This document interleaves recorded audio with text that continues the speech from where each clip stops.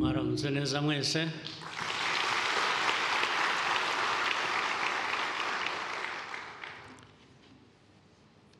Bayobozi b'inzego nkuru z'igihugu cyacu, nyakubahwa ari Minisitiri w'Intebe umaze kurahira, abagize guverinoma n'abandi bayobozi baturahiriye imbere hano, abanyarwanda bose bakurikira uyu muhango, nagira ngo ntangirire kubasuhuza mbifuriza ubuzima n'ibihe byiza.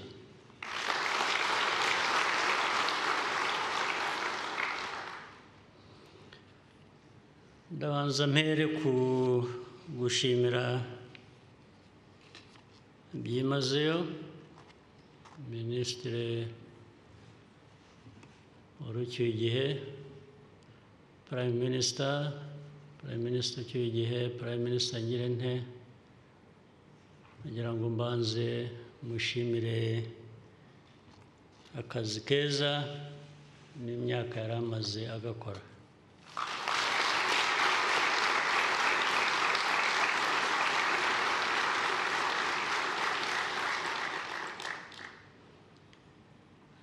Twakoranaga neza, uburyo najyaga mutera urubwa,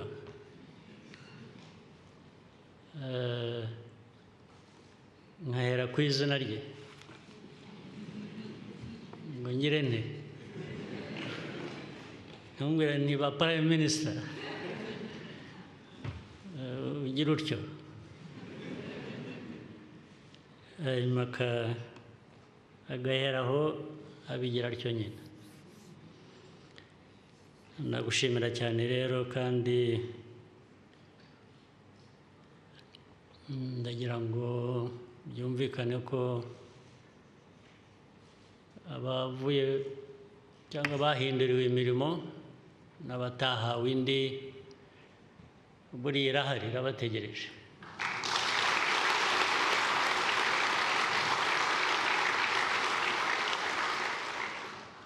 Birahinduka gusa, ariko ntabwo birangirira aho ngaho, niko bikwiriye kumvikana.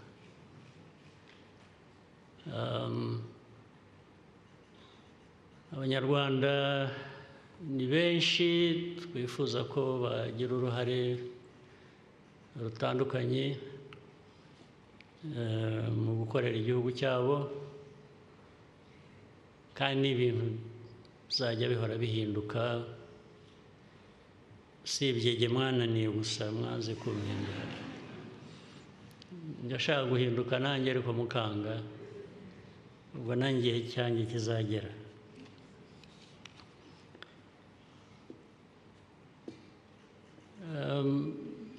Ku bamaze kurahira rero, barahiriye izi nshingano bahawe, ndetse n'abari bari mu nshingano zitandukanye bategereje izindi bazabona. Nagira ngo mpere ku kuvuga ko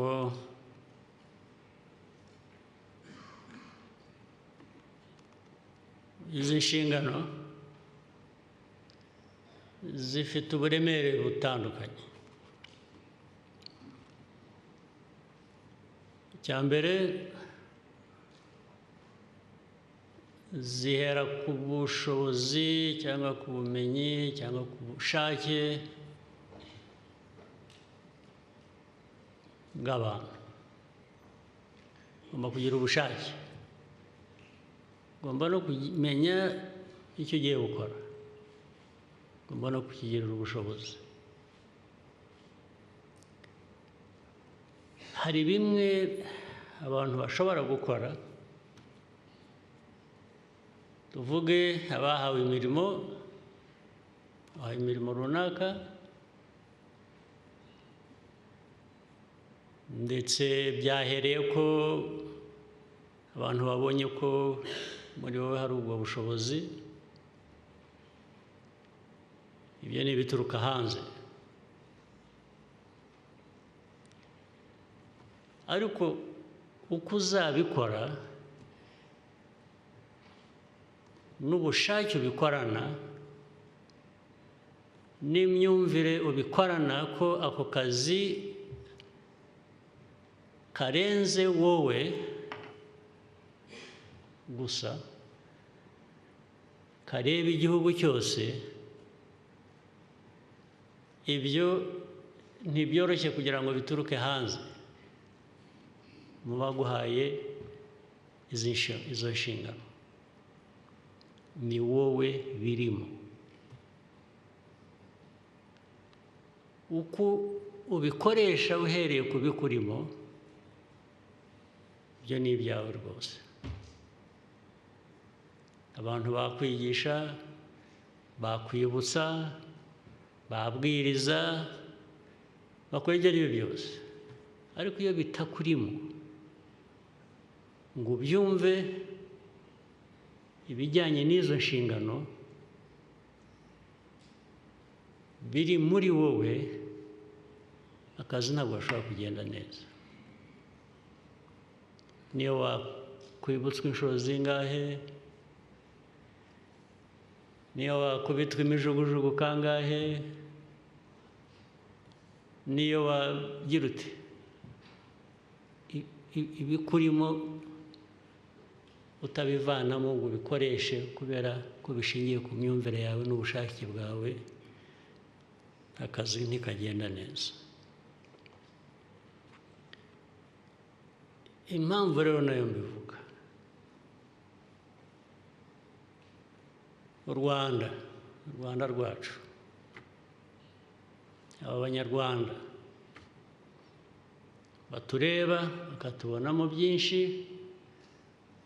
bakwiye no kutugirira icyizere ku bibazo bafite bahangana nabyo buri munsi, tugiye kubafasha kubikemura. U Rwanda rufite imiterere yarwo, hari aho rusa n'ibindi bihugu, cyane ibya Afurika, ariko hari n'aho dutandukaniye n'ibindi bihugu, byaba n'ibya Afurika, byaba n'iby'ahandi hose. Dufite amateka yacu, dufite umuco wacu, dufite kamere yacu duheraho.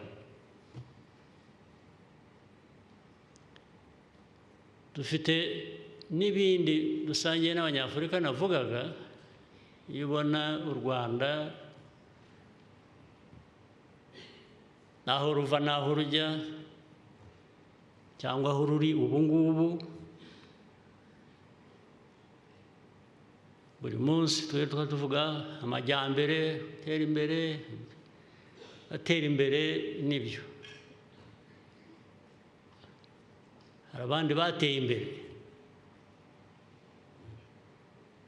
Kuki abandi bateye imbere tugasigara?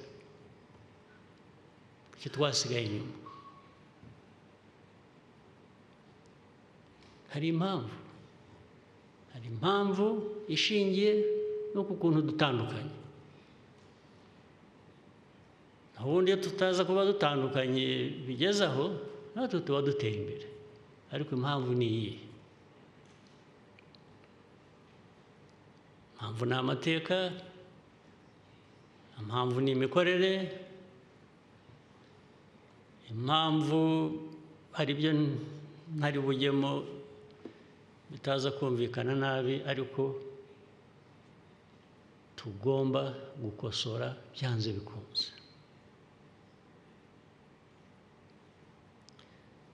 Ndetse no muri twe twicaye aha n'abandi handi, ari n'ushobora kwibaza atari ko twabikosora dute. Hari abihebye barekuye, bazi ko Abanyarwanda, Abanyafurika tugomba kuba turi aho, turi abakene, turi mu mwiryane, hanyuma kandi hari abazaza kudukiza. bazaza kudukiza ntabwo mvuga babandi mwirirwa musenga mutegereje bazabakiza, bamwe batuyobora twese, ntabwo ari byo mvuga.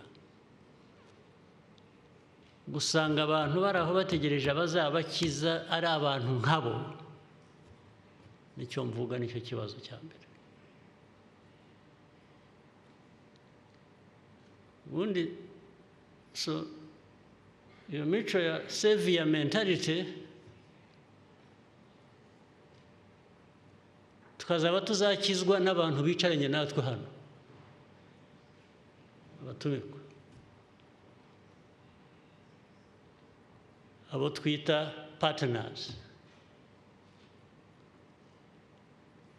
Ibyo nicyo kibazo cya mbere tugomba kwivanamo, ko twicara, ko tubaye aha muri iki gihugu cyacu, tugahera kuri twe, ibyo dushoboye tukabikora uko dushoboye,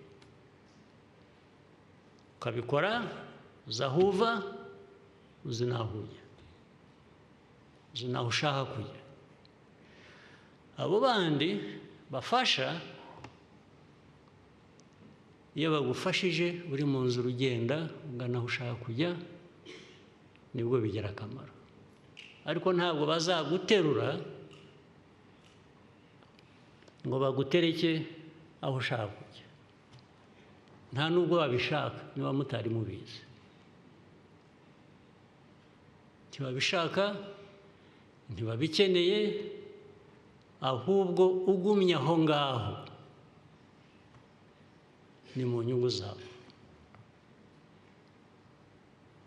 Twe rero Abanyarwanda, Abanyafurika, tukicaraho tukadamarara, tugategereza ko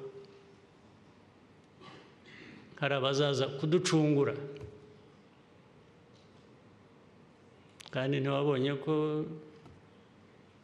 n'abariya tuzi muri za Bibiliya n'abandi bazaducungura bafite uko basa kwabo kutari nkatwe? Ntabwo bari mubizi, murerekwa ariko ntimubona. Ibyo rero ni ikinyoma. Umwicara ubwo muhabwe izo nshingano, mwazijyamo mugakora neza, mwazijyamo mugakora nabi, mwazijyamo mwinuba, ukavuga uti kuki bangize iki, batangize iki, abasigaye hanze bavuze bati ariko kuki batoranyije kanaka jye ntibampitemo. Ibyo byose byo ubikora wibuka ngo uri ubusa igihe twese tutivanyemo uwo muco wo kutumva inshingano ituri imbere, icyo dukwiriye, agaciro dukwiriye kwiha mbere yuko dutegereza ko hari undi wakaduha. Uri ubusa. Ariko hari n'abo kuba ubusa bitagize icyo bitwaye, ni naho bihera. Hari abo kuba ubusa, guhora usabiriza, guhora ukubitwa inkoni za buri munsi ngo ntiwagenjeje uko undi yabishakaga, hari abo bitagize icyo bitwaye. Kuko niba abandi navugaga bihebye, bava ku cyo bakwiriye kuba bari cyo, bategereza icyo abandi babagenera. Byo ntabwo ari byo, ntabwo ari byo. Ntibyabaye by'imyaka 100 ishize kugeza ubu, ntibizaba byo guhera ubu n'indi myaka 100 iri imbere. Ntibishobora kuba.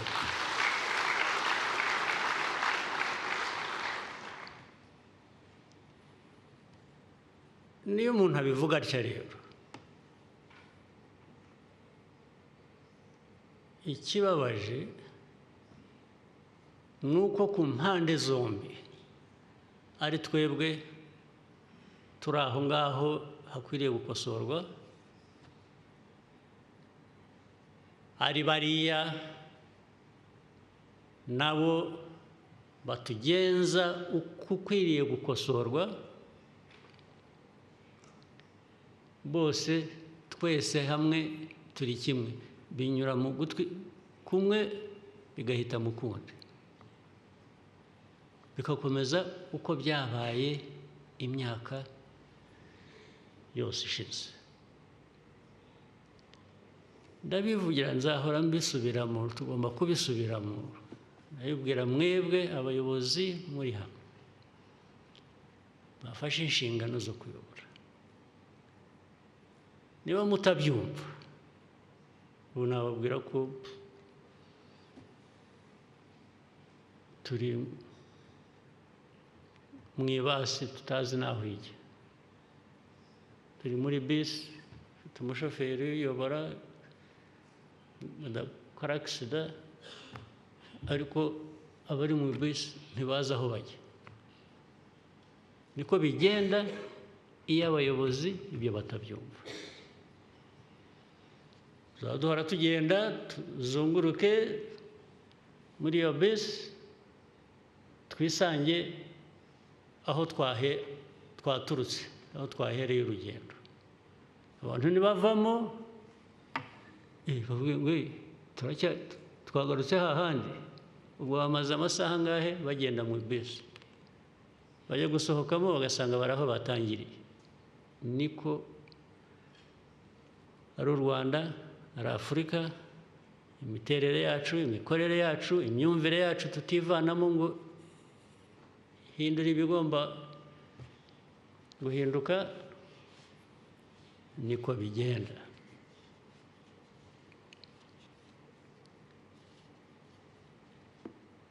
Kandi hari ingero nyinshi zikwiriye kuba zitwigisha, zikwiriye kuba zadushyiramo, simvuze uburakari bundi, ndavuga uburakari bw'imbaraga abantu bari bakwiye kuba bakoresha kugira ngo tuve aho. Ingero zirahari buri munsi, umunsi ku wundi, umunsi ku wundi, umunsi ku wundi. Umunsi w'amateka yacu, imyaka 31 tumaze, naho tuvuye, ababigizemo uruhare bandi batari abanyarwanda, aho uyu munsi baza bakabwira abantu ko the victims are now the perpetrators.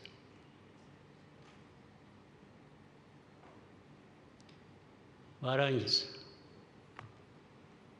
babigizemo uruhare, barabirebereye, barangiza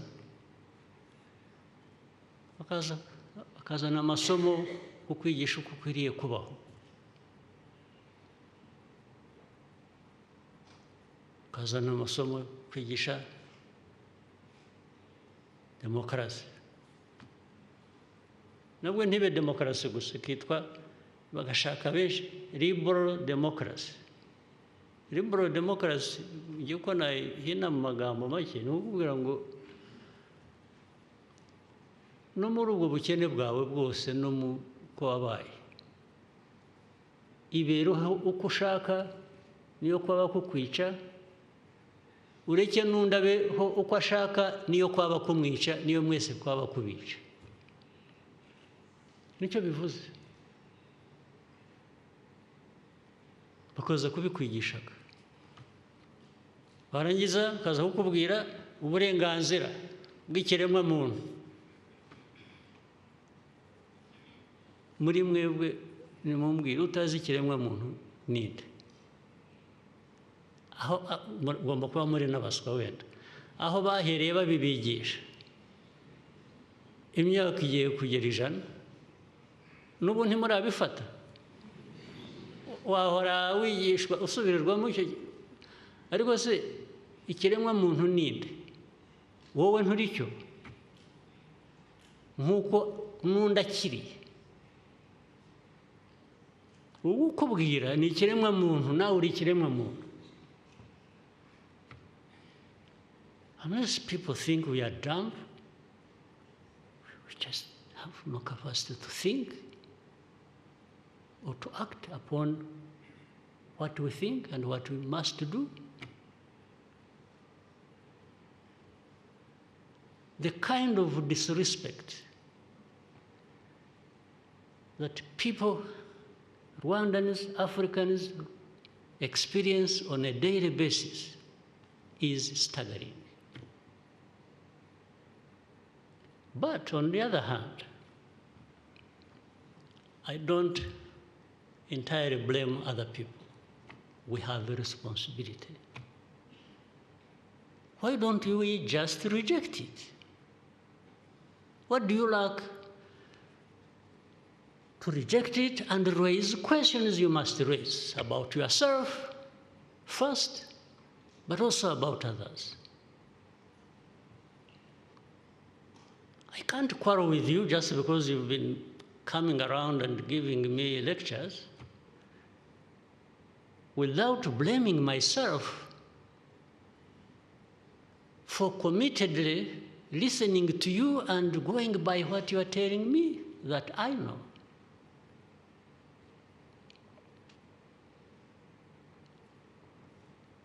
And it is as if we are going to do what is right because we have been instructed to do so.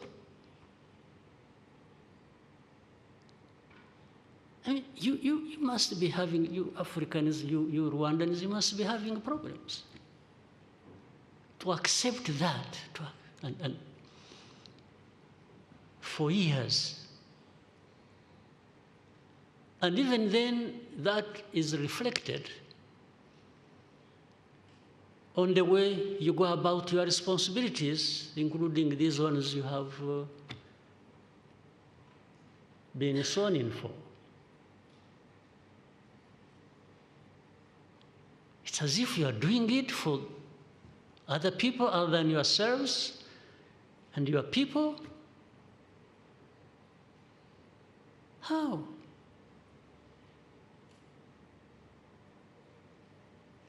Well, in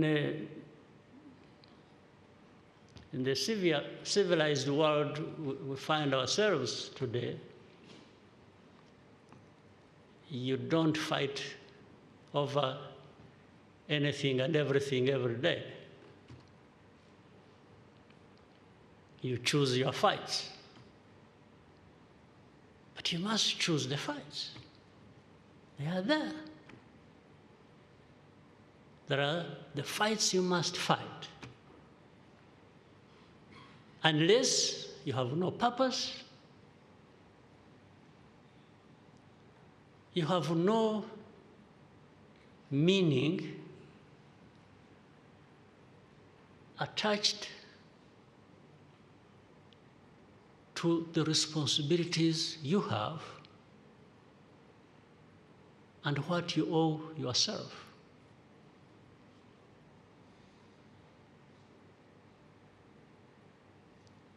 You see this every day. So, in short, hear what I'm talking about. The mindset must change. We can't be the same Rwandans, the same Africans we were 100 years ago, 50 years ago. We can't.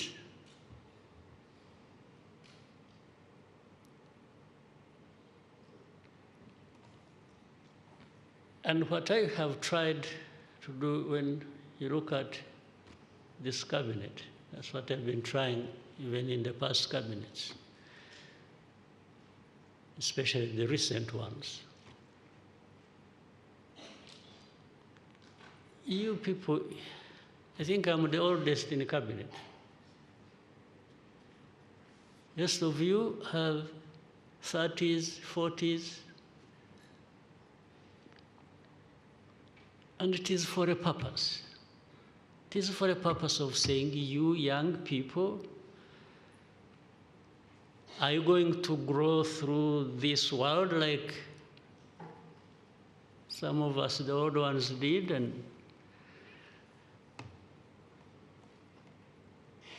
didn't change much that was necessary. You really can't find it in yourselves, you young people,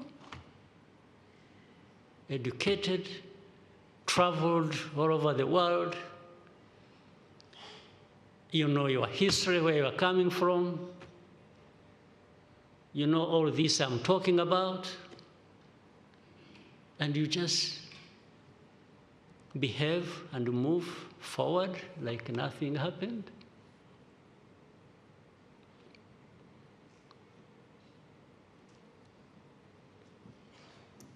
Then you start breeding a generation that just complains about things. Blaming so-and-so, blaming this for this, blaming that. No, where are you? Why don't you deal with the matter that you are complaining about? Especially when you are given an opportunity like this. Why don't you? Where are you? Why do you want to complain about other people? Even those from outside who may cause you problems. No, you should refuse, you should fight back. There's no question. Unless, I don't know,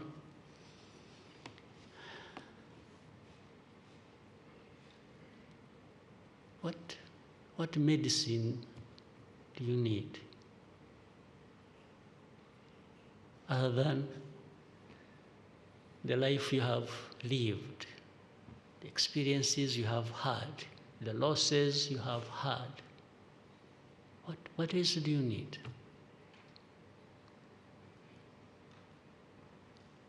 Yes, young people, educated, carrying a lot of degrees, academic degrees, PhDs, but you are just, I mean, why don't you get this and, but you can't do it unless there's something in you have to correct, the mindset. Even your self-awareness and appreciating yourself and being aware that you can do something for yourself. And you have the capacity to fight back with ideas, with values. There is everything that you have to put to such a fight. So what do you need? What injection? What medicine you want? In the end, you have yourselves to blame. But that is if you are conscious of what you should be blaming yourself for.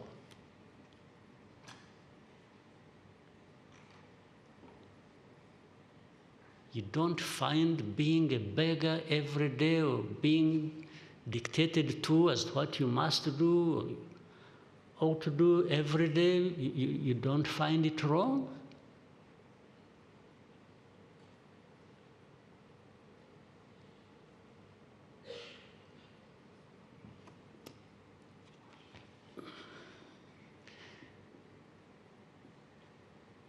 Uko abo batoya abo mwebwe mubyiruka n'abandi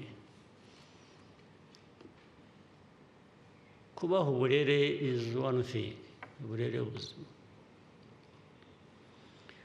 Uko mubukoresha is another thing. Ariko uburere butangwa kugira ngo bushingirweho bukoreshwe ibyiza by'abantu. kandi nta muntu waremye undi.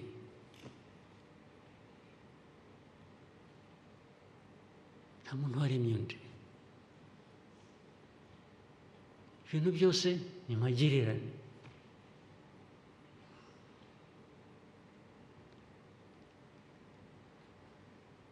Ntabwo ari ukubivuga gusa, dukwiye no kubishingiraho ibikorwa dukora, hanyuma tukabona ibivuye muri ibyo bikorwa. Nagira ngo rero muri ayo magambo maremare nongere nshimire abayobozi mu nzego zitandukanye, ariko mbabwira ko namwe mwisuzume buri cyumweru, buri kwezi, mwisuzume murebe icyo mwahindura. Niba wanakoraga neza urusheho, urenze ku byiza wakoraga, kuko byose birashoboka, ariko hagombe kugira ibikorwa. U Rwanda aho ruva n'aho rujya, nk'uko byavuzwe kare, n'aho rugeze ntabwo ruhageze ku busa, nuko nyine abantu bagiye bagira ibyiza bakora. Ariko wibaze iyo tuza kuba ari twese dukora ibyo bikorwa byiza kandi tubikora neza ku buryo dukora dutera imbere muri byo, aho tuba tugeze tuba turenze n'aha ngaha turi. Ariko nanone niba harimo abumva ko aho tugeze niho hacu, niho hadukwiriye, niho twagarukira, ubwo nyine